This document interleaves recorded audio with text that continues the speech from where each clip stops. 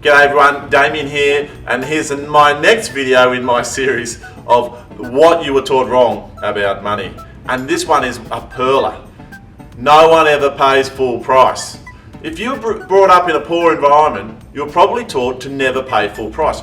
Always get a discount. And you know what? That's fine in some cases, but you're not going to get wealthy that way. In fact, all you're going to do is piss off those people who are providing services to you. And I'll give you a classic example.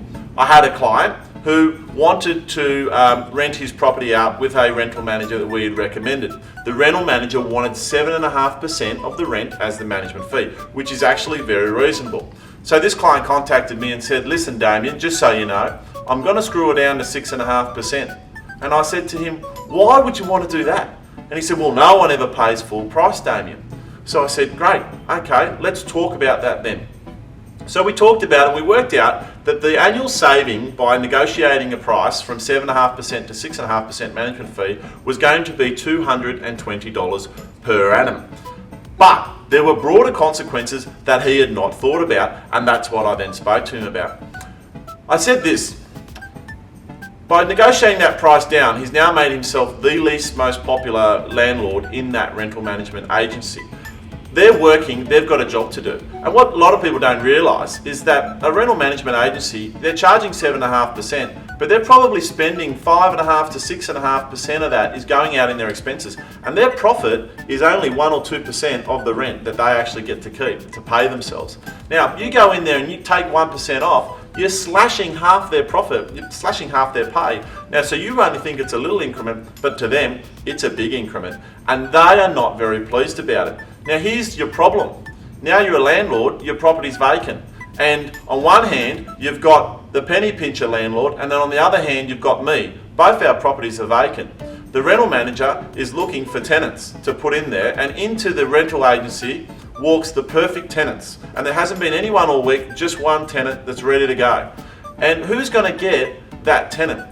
Penny pincher or me, who pays full price and sends my rental manager flowers every year to say thank you for being such a wonderful rental manager? You see, the wealthy know that if you want to be successful, you have to look after the people who are looking after you. Who's going to get the best tenant? The people who look after the rental manager. Even though you're paying them, doesn't mean you don't still look after them great. Think about this. If you were the rental manager, who would you be responsive to? Now, 1 week's vacancy, $450 gone. So by being the jerk who was trying to save $220, would have made yourself unpopular and then had weeks and weeks and weeks of vacancy while you were the lowest priority to get a tenant. Now that money very quickly racks up, and that $220 doesn't sound any good anymore, does it? So remember, no one ever pays full price. Get rid of that, okay? When you are creating wealth and when you are out there trying to build your little empire of real assets, you need a team that loves you, not a team that resents you. And if you want those people to look after you, you have to look after them. You need to pay them what they deserve, and you need to treat them nicely. If you do that, they're going to bend over backwards for you. If they're a rental manager, they're going to find you the best tenants. If they're your property guy, they're going to get you the best properties.